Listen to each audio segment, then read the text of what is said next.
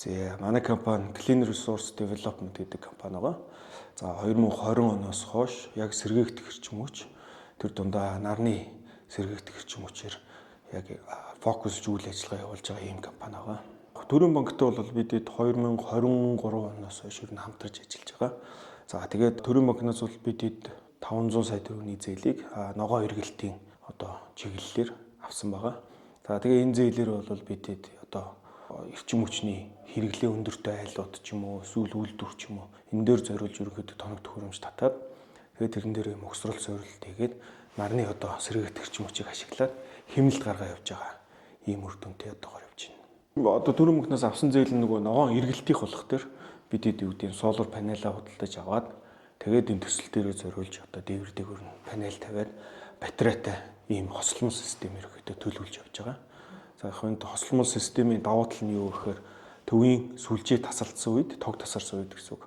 Шаардлагатай хэрэглээг батарейгаас хэрэглээд за тэгээд нартай үед бол хэмнэлт гаргаад явах юм боломжтой систем байна.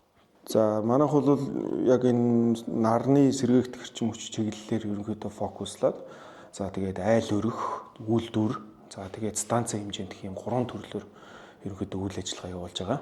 За тэгээд ер нь бол айлууд дээр бол сүүлийн үед нөгөө нэг цахилгааны зардлыг нэмсэн тэрнтэй холбоотойгоор халаалтын зардал өндөр гардаг ч юм уу тэрэндээ зориулаад нарны систем ерөөхдөө тавьдаг.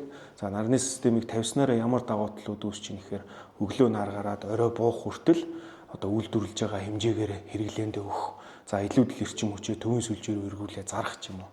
За бүр явах юм бол бүс илүүдлээ батарейндаа хоримтлуулад оройны оргил ачааллын үеэр батарейнаас хэрэглэх эсвэл эргүүлээд улсдаа зарах ч юм уу ийм боломжуудыг ерөнхийдөө үүсгэж явдаг байна.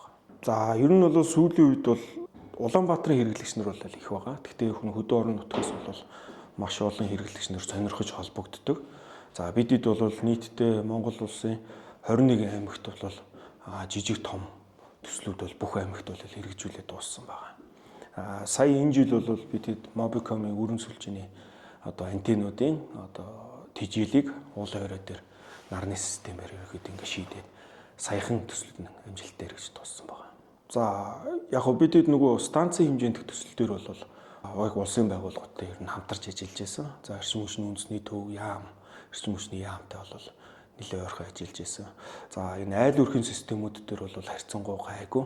За нөгөө хэрэглэгч дүүлчлэх төвтэй бид нөгөө өсөлтөө өгөөд иргэнтэйгээ нийлж байгаа хоёр талаас өсөлтөө өгөөд зураг төслөө батлуулаад ингээд ерөнхийдөө явдаг. За юуны үйлдвэрх дээр бол бас адилхан.